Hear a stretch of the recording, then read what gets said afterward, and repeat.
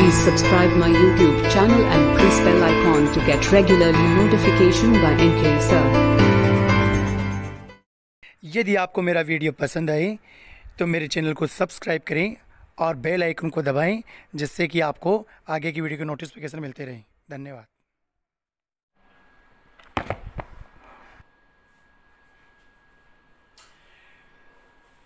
Good morning दोस्तों, चर्चा कर रहे थे अपन परमाणु की। परमाणु में हमने परमाणु के बेसिक के बारे में पढ़ा। सर जॉन डाल्टन ने 1803 में यानी 1803 में जो अपने सामने परमाणुवाद प्रस्तुत किया था, उसके बारे में हमने चर्चा की।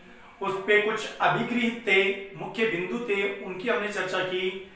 आज हम चर्चा करते हैं जो पिछली क्लास में हमने जो भी पढ़ाया उस पर आधारित कुछ बेसिक क्वेश्चंस की।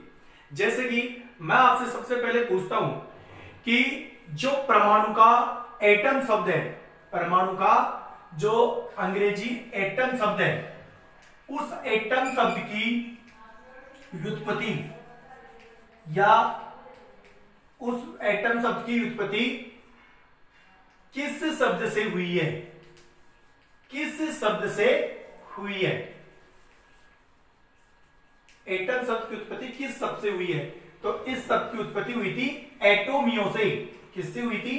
एटोमिये से।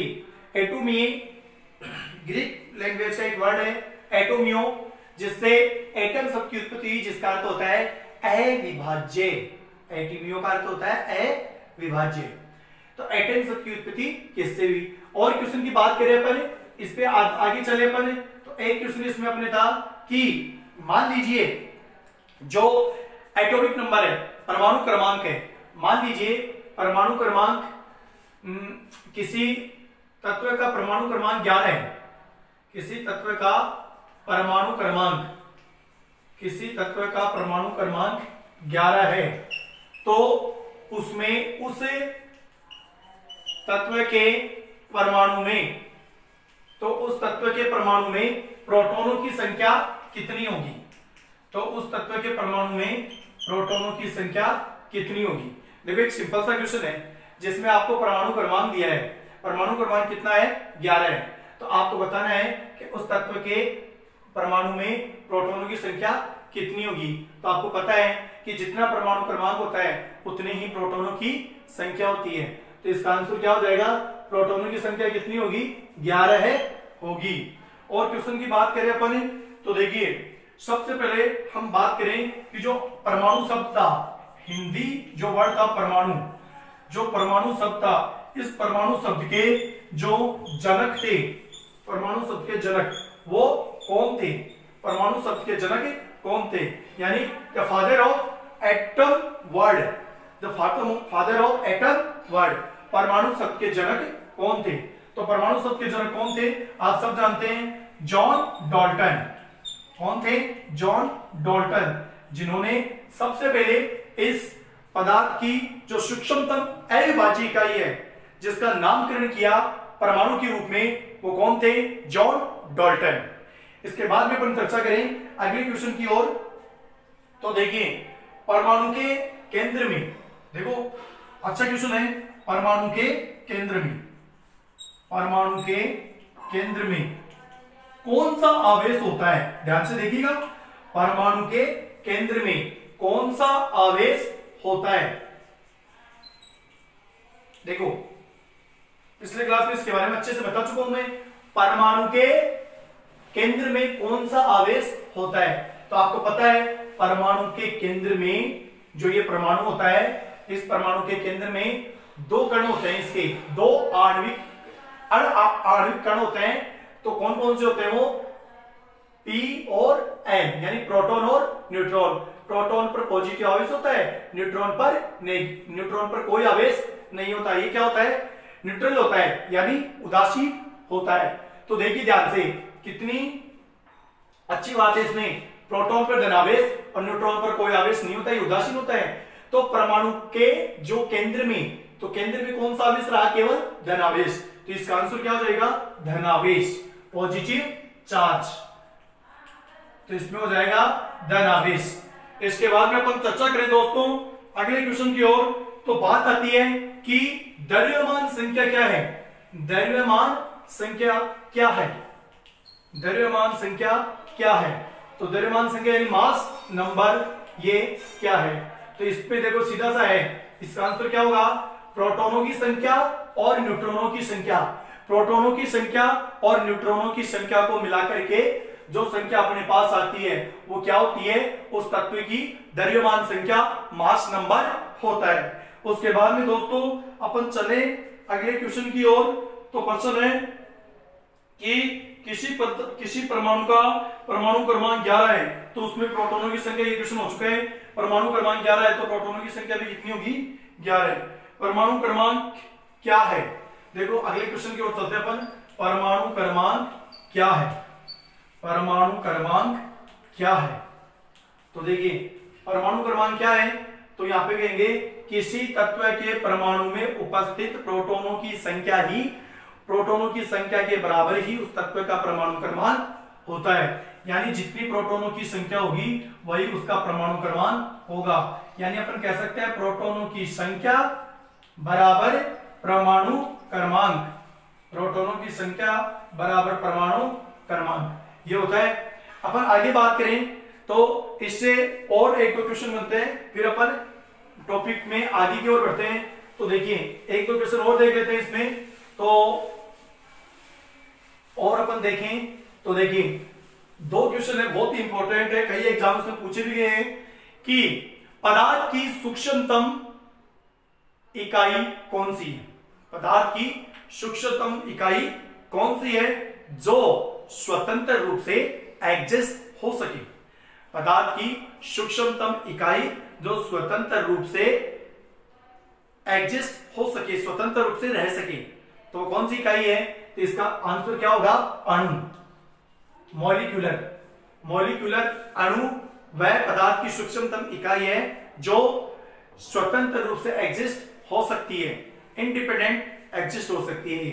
इसके बाद में दोस्तों अपन चर्चा करें अगले क्वेश्चन की ओर। तो अगला क्वेश्चन है अपना कि पदार्थ की वह सूक्ष्मतम इकाई कौन सी है जो अपने आप को इंडिपेंडेंट एग्जिस्ट नहीं कर सकती, यानी जो स्वतंत्र रूप में नहीं रह सकती।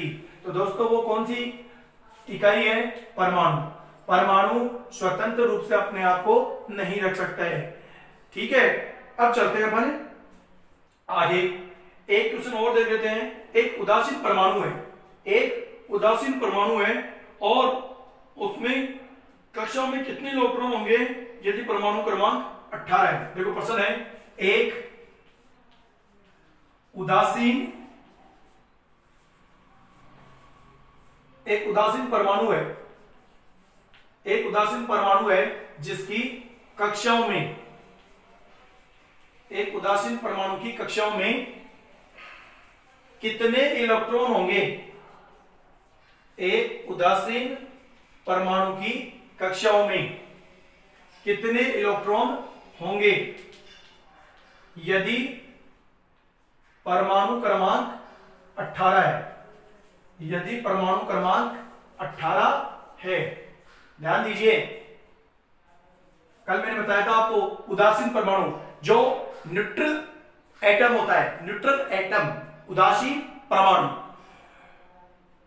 तो उदासीन परमाणु में मैंने क्या बताया था आपको कि जो इलेक्ट्रॉनों की संख्या होती है वो इलेक्ट्रॉनों की संख्या उसके प्रोटॉनों की संख्या के बराबर होती है। देखो मैंने आपको क्या बताया था कि उदासीन परमाणु में, उदासीन परमाणु में प्रोटॉनों की संख्या बराबर इलेक्ट्रॉनों की संख्या, प्रोटॉनों की संख्या बराबर इलेक्ट्रॉनों की संख्या। अब आपको होगी कि सर यहां पर इलेक्ट्रॉनों की संख्या पूछी है लेकिन प्रोटॉनों की संख्या नहीं है, तो ये आपको पहले से पता है कि जो प्रोटॉनों की संख्या होती है वो किसके इक्वल होती है, परमाणु क्रमांक के। यानी जितना परमाणु क्रमांक होगा उतनी ही क्या होगी, प्रोटॉनों की संख्या। यह तो इनमें रिलेशन होता है। अभी एक क्वेश्चन किया था थोड़ी देर पहले कि जितनी प्रोटॉनों की संख्या होगी परमाणु क्रमांक उतना ही होगा, और जितना परमाणु क्रमांक होगा उस तत्व के परमाणु में प्रोटॉनों की संख्या भी उतनी ही होगी। तो यहाँ पर परमाणु क्रमांक 18 है तो प्रोटॉनों की संख्या भी कितनी होगी, 18 है। तो 18 अगर प्रोटॉनों की संख्या है तो नंबर ऑफ इलेक्ट्रॉन यानी इलेक्ट्रॉन्स की संख्या इसमें कितनी होगी? 18 ही होगी। ये केवल किसमें होता है? उदासीन परमाणु में इलेक्ट्रॉनों की संख्या प्रोटॉनों की संख्या के बराबर होती है। अपन टॉपिक में आगे की ओर बढ़ते हैं और आज हम पढ़ते हैं स्ट्रक्चर ऑफ एटम, परमाणु की संरचना। Structure of atom. तो देखिए आज हम पढ़ेंगे परमाणु की संरचना।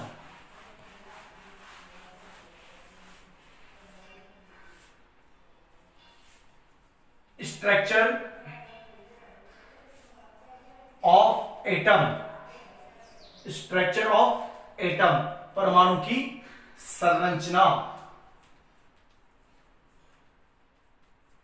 आज हम पढ़ेंगे स्ट्रक्चर ऑफ एटम। तो देखिए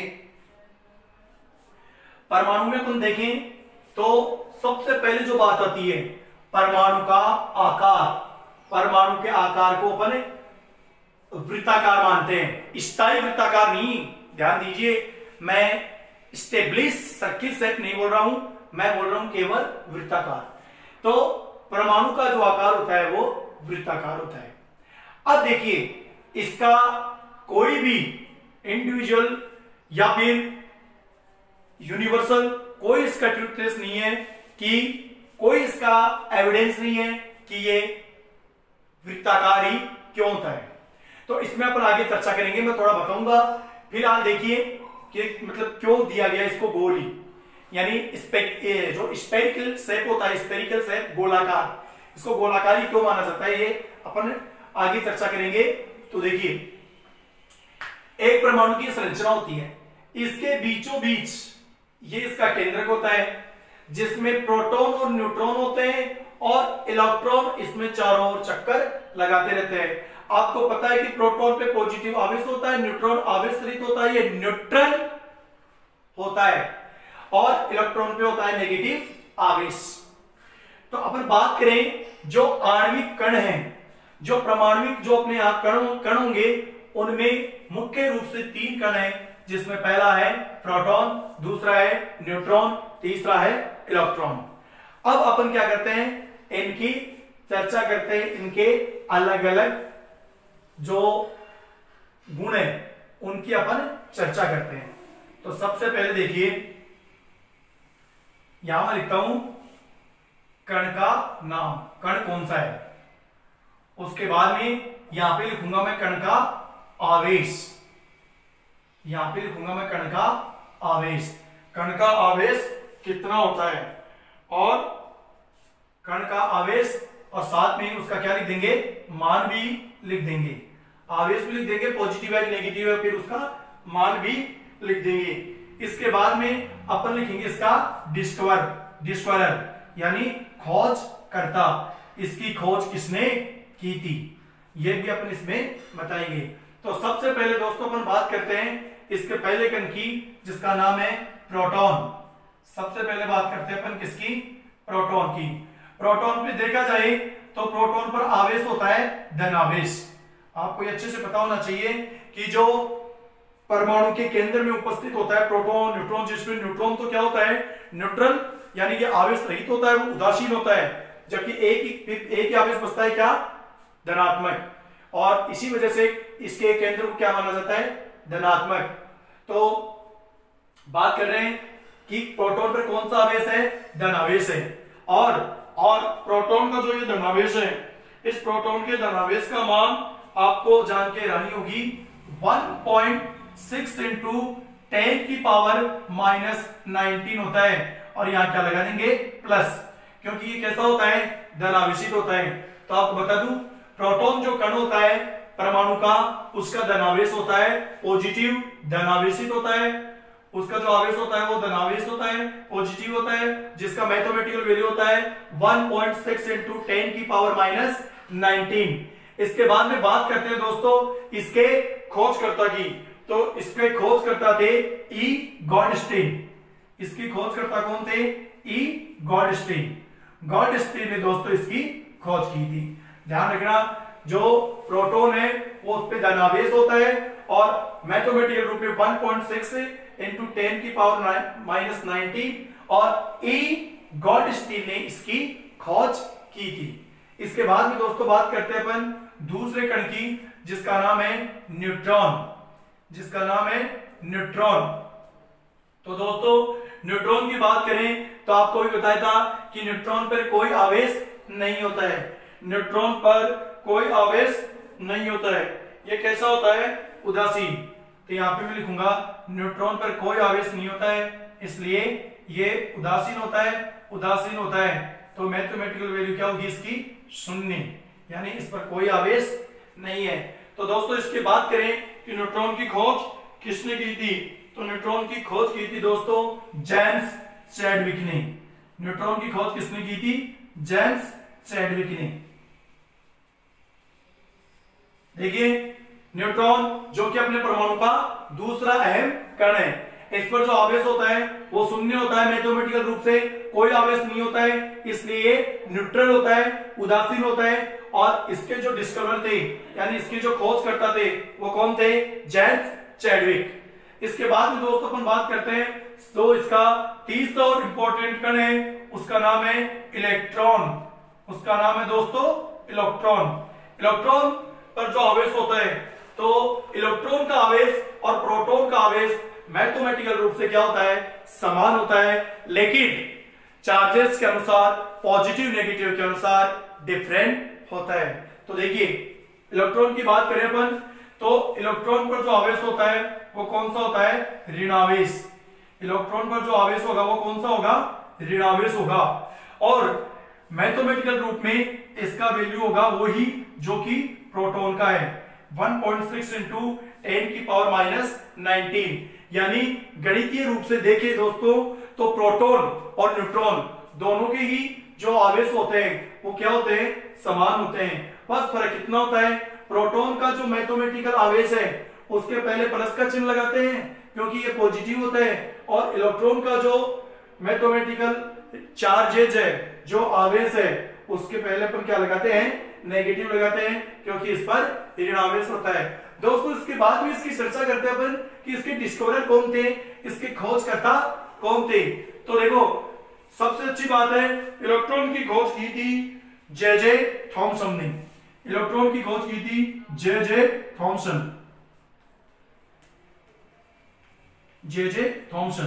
देखो इसको थॉमसन भी कहते हैं और कई जगह ये टॉमसन भी लिखा हुआ आता है, कई जगह ये टॉमसन भी लिखा हुआ आता है। वो एक ही बात है, ग्रामेटिकल इंग्लिश वर्ड के अनुसार ये थोड़ा चेंजिंग है, बाकी एक ही बात है। टॉमसन भी कहते हैं इसको, थॉमसन भी कहते हैं। तो देखिए प्रोटॉन, न्यूट्रॉन, इलेक्ट्रॉन जो कि परमाणु के मुख्य कण है, उन पर क्या आवेश होता है और उनकी खोज किसने की थी, इसके बारे में हमने चर्चा की। ये आपको अच्छे से याद होना चाहिए। एग्जाम में इस पर हर कंपटीशन एग्जाम में एक या दो क्वेश्चन अवश्य बनते हैं। चर्चा करते हैं अपन नेक्स्ट की। तो देखिए थोड़ा सा अपन देखें तो अब इनके द्रव्यमान की भी अपन चर्चा कर लें, इनके द्रव्यमान की भी चर्चा कर लें। तो अपन इसी में ऐड कर देते हैं इनका द्रव्यमान भी, कि इनका द्रव्यमान क्या होता है।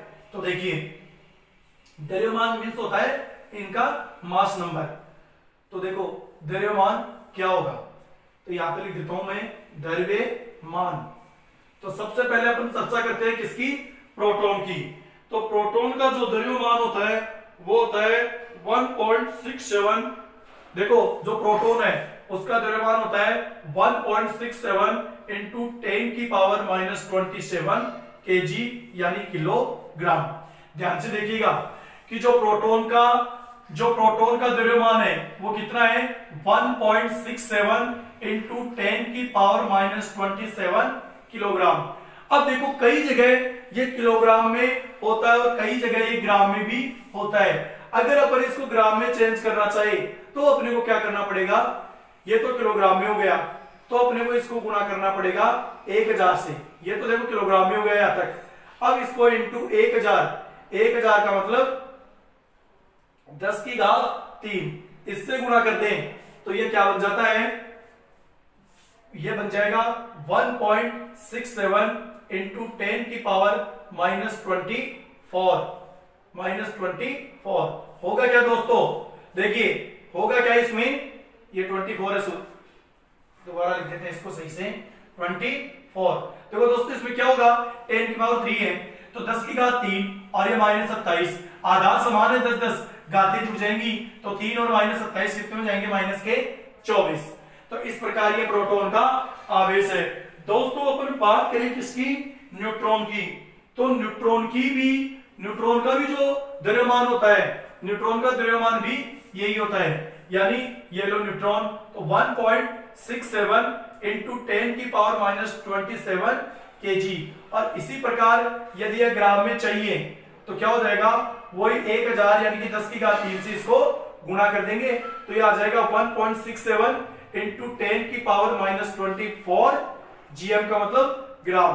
तो दोस्तों प्रोटॉन और न्यूट्रॉन का जो द्रव्यमान होता है, मास नंबर होता है, वो क्या होता है, समान होता है, इक्वल होता है।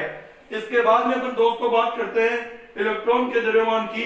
तो इलेक्ट्रॉन का द्रव्यमान होता है, इलेक्ट्रॉन का द्रव्यमान होता है 9.1 × 10 की घात -31 किलोग्राम। देखिए दोस्तों जो इलेक्ट्रॉन का जो आवेश नहीं, द्रव्यमान, इलेक्ट्रॉन का जो द्रव्यमान होता है वो होता है 9.1 × 10 की पावर -31 किलोग्राम। अगर इसको भी अपन क्या करें, ग्राम में चेंज करना चाहें तो वही 1000 से यानी 10 की घात 3 से गुणा करेंगे तो दोस्तों अपने को वैल्यू क्या प्राप्त होगी, 9.1 × 10 की पावर, देखो ये आधार समान हो गया 10 10, घात यहाँ पर -31 और ये +3 में -31, आधार समान है, घातें जुड़ जाएंगी तो 3 और -31 ऐड करेंगे तो कितने हो जाएंगे, -28। तो यहाँ पर यह आ जाएगा ग्राम में करने के लिए × 1000 यानी 10 की घात 3, 1000 को तो 10 की घात 3 हो गया, उससे गुणा करेंगे तो जो इलेक्ट्रॉन का द्रव्यमान है वो कितना प्राप्त हो जाएगा, 9.1 × 10 की पावर -28 ग्राम। तो दोस्तों ये थे इलेक्ट्रॉन, प्रोटॉन और न्यूट्रॉन के द्रव्यमान। इसके बाद में देखो जो सबसे इंपॉर्टेंट चर्चा आती है वो आती है एटॉमिक मॉडल। जो परमाणु मॉडल है, समय समय पर अलग अलग मॉडल परमाणु की व्याख्या के लिए दिए गए, जिनमें कुछ मॉडल की अपने यहां पर चर्चा करेंगे जो कि इंपॉर्टेंट है। तो देखिए एग्जाम की दृष्टि से देखें किसी भी कंपटीशन एग्जाम में तो एटॉमिक मॉडल पर क्वेश्चन जरूर बनता है। तो एटॉमिक मॉडल की बात करें तो सबसे पहले आता है सर जे थॉमसन। सबसे पहले आता है सर जे थॉमसन, इन्होंने ही सबसे पहले परमाणु मॉडल दिया था। तो जे थॉमसन, तो हम आज बात करेंगे किसकी, एटॉमिक मॉडल, चर्चा करेंगे अपन एटॉमिक मॉडल, जिसको अपन हिंदी में देखें तो कहेंगे परमाणु प्रतिरूप। हिंदी में अपन इसको कहेंगे परमाणु प्रतिरूप। तो सबसे पहले जो साइंटिस्ट थे, सबसे पहले जो वैज्ञानिक थे जिन्होंने परमाणु के मॉडल के बारे में बताया वो थे सर जे थॉमसन। सबसे पहले किसने बताया, सर जे थॉमसन ने। सबसे पहले दोस्तों परमाणु मॉडल के बारे में, परमाणु प्रतिरूप के बारे में किसने बताया, सर जे थॉमसन। इनको कई जगह अपन थॉमसन के नाम से भी पढ़ते हैं, वो एक ही बात है। तो सर जे थॉमसन ने क्या बताया, सर जे थॉमसन ने ही, आपको याद होगा मैंने स्टार्टिंग में कहा था कि परमाणु आकार जो किस प्रकार होता है, स्फेरिकल होता है, गोलाकार होता है, वो क्यों माना जाता है। तो देखिए सर जे थॉमसन ने बताया कि परमाणु होता है वो स्फेरिकल होता है, गोलाकार होता है। हालांकि इसका कोई स्ट्रॉन्ग एविडेंस नहीं था, नहीं इसका कोई अपन देखें साइंटिफिक एविडेंस था कि परमाणु आकार गोल ही होता है। तो जे थॉमसन ने इसका रीजन क्या बताया, जे थॉमसन ने ये बताया कि संसार की वो वस्तुएं जिनको मानव ने नहीं बनाया, जिनको मानव ने नहीं बनाया, जो कि प्रकृति प्रदत्त है। संसार की वो वस्तुएं जिनको मानव ने नहीं बनाया, जो कि प्रकृति प्रदत्त है, उनका आकार क्या होता है, स्फेरिकल होता है, गोलाकार होता है। जैसे कि पृथ्वी, जैसे चंद्रमा, पृथ्वी देख लो, चंद्रमा देख लो, सूर्य देख लो, जो भी जितने भी प्लैनेट्स हैं, जो ग्रह हैं, उनको देख लो, सबका जो शेप है वो कैसा होता है, स्फेरिकल होता है, गोलाकार होता है। इसलिए उन्होंने परमाणु को उसी तथ्य के आधार पर गोलाकार माना। तो इसका कोई वैसे प्रूफ नहीं है, बस ये एक बात थी जिसके आधार पर जे थॉमसन ने इसको कैसा मान लिया, गोलाकार मान लिया। और गोलाकार ही नहीं माना, देखो सबसे अच्छी बात यह है कि परमाणु वह अविभाज्य इकाई है जिसको हम अपनी आंखों से नहीं देख सकते, यानी जिसको और अधिक विभाजित किया ही नहीं जा सके, इतना सूक्ष्मतम कण होता है। उस कण में भी 3 कण खोज लिए गए, इलेक्ट्रॉन, प्रोटॉन और न्यूट्रॉन। समय समय पर इन कणों की खोज हुई। तो देखिए बात करते हैं पर थॉमसन के परमाणु मॉडल की, थॉमसन के परमाणु प्रतिरूप की। तो थॉमसन ने क्या बताया, थॉमसन ने बताया कि प्लम, थॉमसन ने बताया कि प्लम, प्लम का मतलब ये होती है एक तरह की मिठाई, प्लम होती है एक तरह की मिठाई। और इसमें क्या पाए जाते हैं, पुडिंग, प्लम पुडिंग, पुडिंग को बोलते हैं अपन इस बीज, यानी प्लम पुडिंग एक प्रकार की मिठाई होती है जिसमें बीज होते हैं। तो इन्होंने क्या माना कि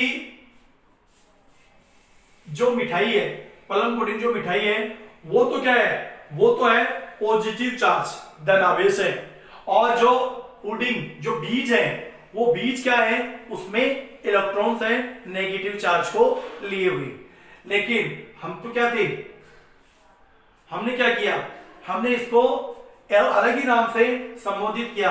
विदेश में इसे कहा गया plum pudding model, plum pudding model भी इसको कहते हैं। तो ये भी ध्यान में रखना, एग्जाम में क्वेश्चन पूछा जाता है प्लम पुडिंग मॉडल किस मॉडल को जाना जाता है, तो किस मॉडल को जाना जाता है, प्लम पुडिंग मॉडल के नाम से, थॉमसन मॉडल को। अब देखिए इसके बाद में हमने क्या किया, हमने इसको एक अन्य रूप में ही अध्ययन किया। हम क्योंकि प्लम पुडिंग एक ऐसी मिठाई है जिसमें बीज पाए जाते हैं, तो ऐसी मिठाई हमारे इंडिया में भी होती है, और हमारे इंडिया में उस मिठाई का नाम है वाटर लेमन, वाटर लेमन। तो हम इसको क्या बोलते हैं, हम इसको वाटर लेमन मॉडल भी कहते हैं, वाटर लेमन मॉडल, हम इसको वाटर लेमन मॉडल भी कहते हैं। वाटर लेमन का मतलब दोस्तों होता है तरबूज, वाटर लेमन का मतलब होता है तरबूज, यानी कहें तो अपन इसको तरबूज मॉडल भी कह सकते हैं। तो तरबूज में क्या होता है, तो देखिए मैं आपको समझाता हूं इसको थोड़ा सा, कि उन्होंने बताया कि ये जो तरबूज के बाहरी साइड जो ग्रीन लेयर होती है, जो ग्रीन लेयर होती है, हरे रंग की जो परत होती है, ये हरे रंग की परत न्यूट्रॉन के किसको, उदासीनता को शो करती है। यानी न्यूट्रॉन की जो इलेक्ट्रिकल न्यूट्रल जो सिस्टम है, यानी न्यूट्रॉन जो उदासीन होता है उसको ये लेयर समझाती है, उसके लिए एक तरह से कोडिंग का कार्य करती है कौन, ये ग्रीन लेयर। और इस मिठाई में यानी इस वाटर लेमन में जो ये अंदर वाला रेड हिस्सा होता है, ये अंदर वाला जो रेड हिस्सा होता है, जो गुदा होता है लाल रंग का, जिसको जो खाने योग्य तरबूज का लाल भाग है, रेड पार्ट है, उस भाग को उन्होंने क्या माना, धनावेश माना। उन्होंने क्या माना, इसको धनावेश। और फिर उन्होंने क्या कहा कि इस तरबूज में जो बीज पाए जाते हैं, जो बीज होते हैं छोटे छोटे जो बीज होते हैं, उन बीजों को उन्होंने क्या माना, इलेक्ट्रॉन माना। तो इस लाल रंग का जो पार्ट होता है जो खाने योग्य होता है, उसको तो इन्होंने क्या माना, धनावेश। और उसमें जो बीज होते हैं उन बीजों को उन्होंने क्या माना, ऋणावेशित कण, इलेक्ट्रॉन। यानी कहें जो धनावेश माना, ये तो क्या हो गए, प्रोटॉन हो गए। यानी जो लाल रंग का भाग है उसको तो मान लिया प्रोटॉन, और जो बीज है उनको मान लिया क्या, इलेक्ट्रॉन। तो प्रोटॉन तो धनावेशित हो गए, इलेक्ट्रॉन हो गए ऋणावेशित। अब देखो इन्होंने क्या किया आगे, इन्होंने क्या किया कि जो धनावेशित भाग है और ये इलेक्ट्रॉन क्या है, ऋणावेशित भाग है। तो इस प्रकार से जैसे ही धनावेशित ज्यादा प्रभावी होगा उतने ही क्या हो जाएगी, इसमें नेगेटिव रूप में इलेक्ट्रॉन आएगा, और एक तरह से इसको क्या कर देगा, बैलेंस कर देगा, संतुलित कर देगा। इस प्रकार से इलेक्ट्रॉन और प्रोटॉन का ये संतुलित भाग पाया जाता है। यानी थॉमसन ने बताया कि एक परमाणु में जितना धनावेश होता है एक परमाणु में जितना धनावेश होता है उतना ही उसमें क्या होता है, ऋणावेश होता है। यानी एक एटम में पॉजिटिव चार्ज और नेगेटिव चार्ज दोनों क्या होते हैं, इक्वल होते हैं। ऐसा उन्होंने वाटर लेमन के माध्यम से समझाया कि जो ग्रीन जो लेयर है वो तो क्या है, न्यूट्रॉन की उदासीनता को शो करती है, न्यूट्रॉन के लिए आवरण का कार्य करती है। जबकि जो इलेक्ट्रॉन है और ये जो खाने योग्य रेड पार्ट है ये इसको मान लिया धनावेश, तो ये तो हो गया प्रोटॉन, जो रेड पार्ट है वो प्रोटॉन, और इलेक्ट्रॉन इसमें जो बीज है, जो तरबूज के बीज उनको क्या मान लिया, इलेक्ट्रॉन, जिन पर चार्ज कैसा होता है, नेगेटिव। तो उन्होंने क्या किया, इस नेगेटिव चार्ज और इस पॉजिटिव चार्ज के मध्य ये बताया कि जितना इसमें धनावेश है उतना ही उसमें क्या है, ऋणावेश भी है। क्योंकि जैसे ही धनावेश आकर्षित होगा, प्रभावी होगा, उतना ही ऋणावेश आकर के उसको क्या कर देगा, बैलेंस कर देगा, संतुलित कर देगा। इस प्रकार उन्होंने बताया कि एक परमाणु में जितना धनावेश होता है उतना ही उसमें ऋणावेश होता है। इसके बाद में देखिए, इसके बाद में देखो दोस्तों, इसी को अपने पलम पुडिंग के नाम से भी जानते हैं, इसी मॉडल को अपन वाटर लेमन मॉडल के नाम से भी जानते हैं, और इसका एक नाम और भी है, देखिए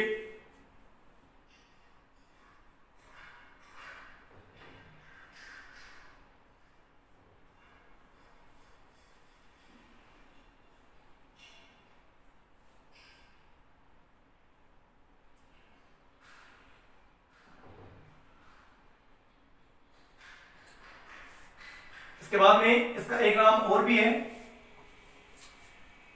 तो वो इतना कोई खास नहीं है, एग्जाम में उसके बारे में इतना पूछा भी नहीं जाता है। तो मुख्य रूप से ये तीन नाम है, पलम पुडिंग मॉडल और ये तरबूज मॉडल, वाटर लेमन मॉडल। देखिए इसके बाद में तो अपन चर्चा करते हैं वो है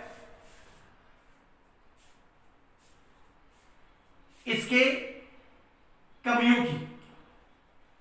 इसकी कमियों की अपन बात करें तो ये जो मॉडल है, यह मॉडल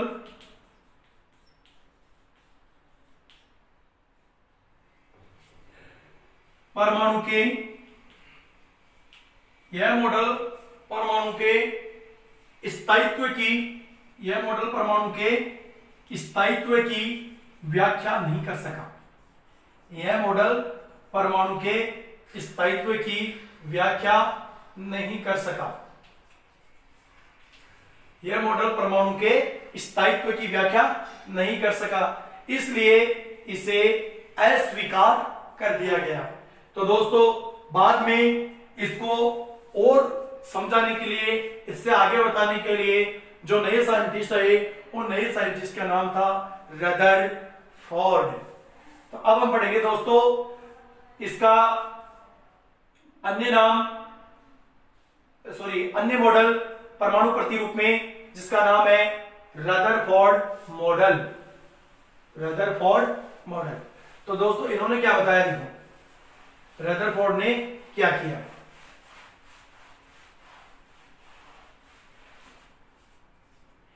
इसके बाद में दोस्तों आए रदरफोर्ड।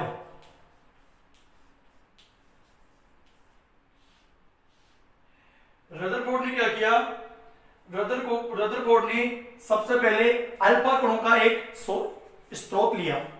अल्फा कणों का एक स्रोत लिया, मान लीजिए ये थे वो अल्फा कणों का स्रोत, इसमें ये अल्फा कण है। एक तो इन्होंने अल्फा कणों का एक स्रोत लिया, एक इसने क्या लिया, स्वर्ण पत्थर लिया। स्वर्ण पत्थर, एक इन्होंने क्या लिया, स्वर्ण पत्थर। स्वर्ण पत्थर क्या था, एक सोने से बनी हुई पतली झिल्ली थी, एक सोने की पतली झिल्ली थी। वो इतनी पतली थी कि अगर उसकी अपन मोटाई देखें तो, अगर उसकी मोटाई की बात करें तो इसकी मोटाई थी लगभग 10⁻⁷ मीटर। इसकी मोटाई थी कितनी, 10⁻⁷ मीटर। तो रदरफोर्ड ने क्या किया, अल्फा कणों का ये सोर्स लिया और ये स्वर्ण पत्थर लिया। ये क्या ले लिया, स्वर्ण पत्थर ले लिया। अब रदरफोर्ड ने क्या किया, अल्फा कणों का सोर्स ले लिया और ये स्वर्ण पत्थर ले लिया। स्वर्ण से बनी हुई, सोने से बनी हुई पतली झिल्ली ले ली। इसको थोड़ा इसके बराबर में बना देते हैं। देखो ये लो, ये सोने से बनी हुई पतली झिल्ली ले ली और इसके चारों तरफ जिंक सल्फाइड का क्या कर दिया, आवरण बना दिया। इसके चारों तरफ क्या बना दिया, जिंक सल्फाइड का आवरण, ZnS, जिंक सल्फाइड। इसके चारों ओर जिंक सल्फाइड का आवरण बना दिया। अब इस प्रकार से ये इसके चारों तरफ जिंक सल्फाइड का आवरण था। अब आपको मैं बताऊं, आप बता सकते हो जिंक सल्फाइड का आवरण ही इन्होंने क्यों लिया। देखो जिंक सल्फाइड का आवरण इसलिए लिया क्योंकि जिंक सल्फाइड प्रदीप्ति उत्पन्न करने में माहिर होता है। प्रदीप्ति, प्रदीप्ति क्या होती है, फ्लैश लाइट। अपन इंग्लिश वर्ड में देखें फ्लैश लाइट, जो अचानक से प्रकाश पुंज की तरफ फैलता है, प्रदीप्ति उत्पन्न होती है, रोशनी प्रकट होती है, वो किसमें होता है, जिंक सल्फाइड में। इसलिए उन्होंने इस स्वर्ण पत्थर के चारों तरफ किसका आवरण लेपित किया, किसका लेपन किया, जिंक सल्फाइड का। अब दोस्तों इन्होंने क्या किया, अब इन्होंने क्या किया, इसके ऊपर अल्फा कणों की बौछार करवा दी। किसके ऊपर, स्वर्ण पत्थर के ऊपर। अल्फा कण का सोर्स था, स्रोत अपने पास था, तो इन्होंने क्या किया, इस जिंक सल्फाइड पर, इस स्वर्ण पत्थर पर इन्होंने क्या करवा दी, अल्फा कणों की बौछार करवा दी। अल्फा कणों की दोस्तों इन्होंने क्या करवा दी, बौछार करवा दी। तो अल्फा कणों की बौछार हुई तो दोस्तों क्या हुआ, अल्फा कणों की बौछार इस तरह से हुई कि ये इस प्रकार से अल्फा कणों की बौछार इस पर हुई और ये टकराई। तो देखिए दोस्तों टकराने के बाद में इसके जो कुछ रिजल्ट थे वो बड़े ही आश्चर्यजनक कर देने वाले थे रदरफोर्ड को। इनके जो परिणाम आए उन परिणामों ने रदरफोर्ड को क्या किया, बड़ा ही आश्चर्यचकित किया। और उसके आश्चर्य के पीछे रीजन ये था, तो देखिए वो आश्चर्यचकित क्यों हुए। तो मान लीजिए ये वो स्वर्ण पत्थर था, तो इसमें क्या हुआ, अल्फा कण आए, यह आए और ये सीधे गए, फिर यह आए और ये सीधे गए, इसी प्रकार ये सीधे, ये सीधे, इस प्रकार से ये अल्फा कण ये इस प्रकार से टकराए। अब देखो क्या हुआ, अल्फा कण इस प्रकार से ये स्वर्ण पत्थर से टकरा रहे हैं। फिर देखिए क्या हुआ कि इन अल्फा कणों, ये अल्फा कणों में कुछ अल्फा कण ऐसे थे, कुछ तो निकल गए जैसे सीधे सीधे, कुछ तो क्या हो गए, सीधे निकल गए, जैसे यहां से गए अल्फा स्ट्रोक से गए और इस प्रकार से आगे सीधे निकल गए। कुछ तो ऐसे सीधे निकल गए, लेकिन कुछ अल्फा कणों ने क्या किया, अलग अलग कोणों से विक्षेपित हो गए, विचलित हो गए। वो कैसे, देखो इस तरह से, जैसे ये आए और फिर इस प्रकार से ये निकल गए, यानी आए और विक्षेपित होकर के निकल गए। इसी प्रकार यहां पे देखिए, मान लीजिए आए और ये विक्षेपित होकर के निकल गए, यानी बहुत से अधिकांश जो अल्फा कण थे, अधिकांश जो अल्फा कण थे वो स्वर्ण पत्थर से टकरा करके सीधे निकल गए।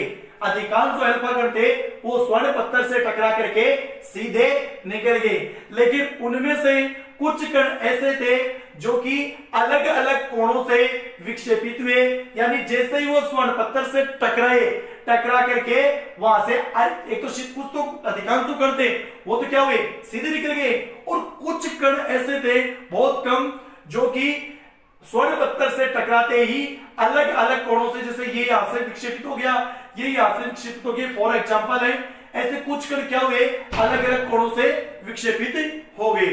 अब देखिए लगभग 20,000 में से एक अल्फा कण, ध्यान दीजिए, लगभग 20,000 20,000 कणों में से एक अल्फा कण ऐसा भी था।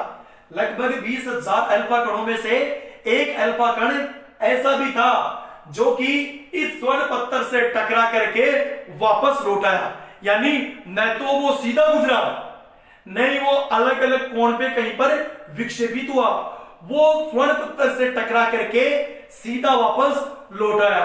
और वो जैसे मान लीजिए ये यहां पर इसका क्या है, धनावेश है, तो हुआ क्या, ये इस प्रकार से अल्फा कण गया और जाकर के फिर यहां से ये इस प्रकार से वापस लौट आया, ऐसे गया ये और ये वापस लौट आया। अब ये लौट आया तो ये किससे टकराया होगा, ये टकराया होगा किससे, धनावेश से। ये किससे टकराया होगा, इसके धनावेश से। तो ये वापस लौट आया।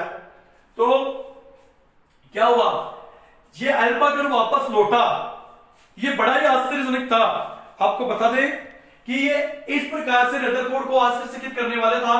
मैं आपको फिर से इसको थोड़ा बताता हूं कि अल्फा कणों की जब बौछार की गई स्वर्ण पत्थर पर, तो अधिकांश जो अल्फा कण थे वो इस स्वर्ण पत्थर से टकरा करके सीधे निकल गए, और कुछ कण ऐसे थे जो कि स्वर्ण पत्थर से टकरा करके कुछ एंगल से क्या हो गए, विक्षेपित हो गए। लेकिन लगभग 20,000 अल्फा कणों में से एक अल्फा कण ऐसा भी था जो कि स्वर्ण पत्थर से टकरा करके वापस उसी दिशा में लौट आया। तो देखिए ये वापस उसी दिशा में लौट आया, तो देखिए क्लियर होता है कि ये जिस बिंदु से टकरा करके वापस लौटा है, यह अल्फा कण जो 20,000 में से एक था, ये जिस बिंदु से टकरा करके वापस लौटा है वो बिंदु ही क्या है, परमाणु का नाभिक है, न्यूक्लियर है। वो बिंदु ही क्या है, परमाणु का नाभिक है। तो रदरफोर्ड ने बताया था कि परमाणु का जो धनावेश है वो उसके नाभिक में केंद्रित होता है। तो नाभिक की खोज का जो श्रेय है, नाभिक की खोज का श्रेय किसको जाता है, रदरफोर्ड को।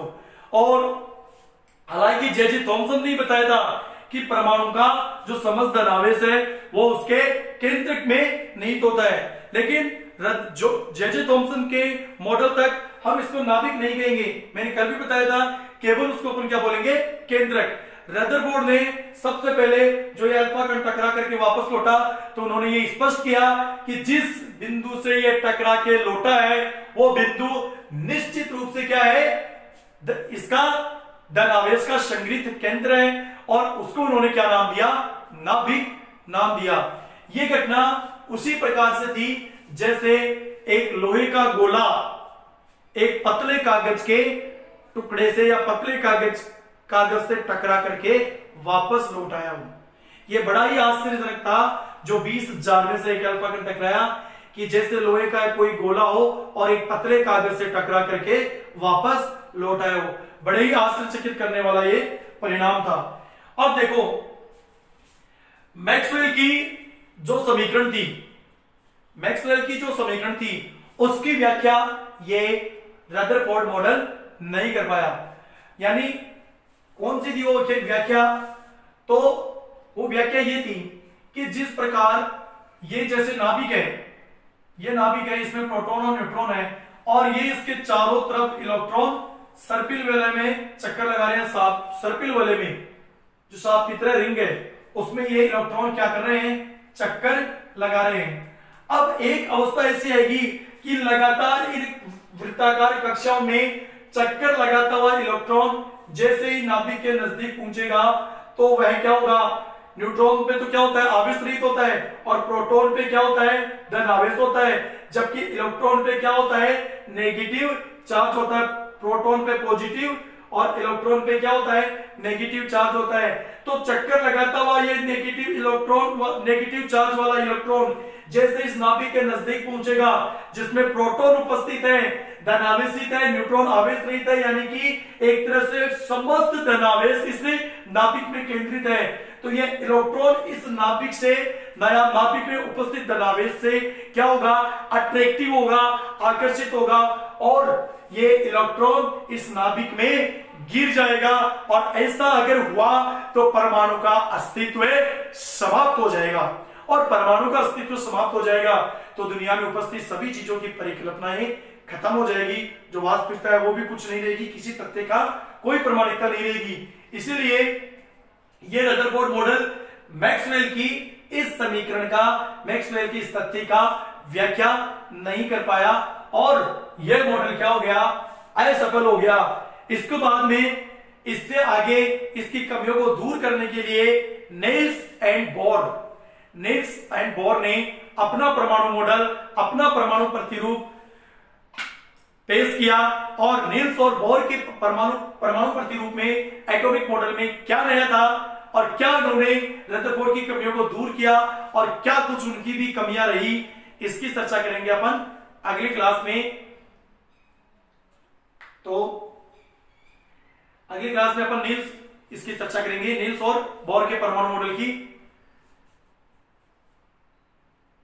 फिर से मैं बता दूं, रेड कलर का जो सब्सक्राइब बटन है उसको आपको प्रेस करना है, बेल आइकन को प्रेस करना है, जो बेल आइकन बना हुआ साइड में उसको प्रेस करना है, और जब ऑनलाइन क्लासेज है, फ्री क्लासेज, इसका भरपूर फायदा उठाइए। चैनल पे 9th और 10th का जो मैथमेटिकल पोर्शन है वो भी आपको अवेलेबल होगा, एनके मैथ पॉइंट, और सामाजिक के लिए भी एक बढ़िया चैनल है जिसकी चर्चा हम आपको बाद में अगली वीडियो में या उससे अगली वीडियो में जब भी होगी चर्चा करेंगे जीके के लिए आपको क्या करना है।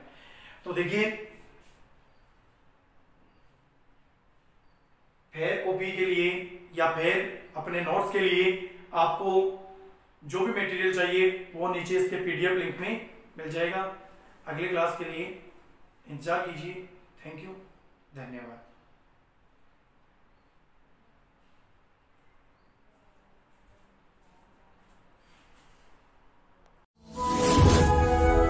Thanks for watching video. Please subscribe YouTube channel and press bell icon.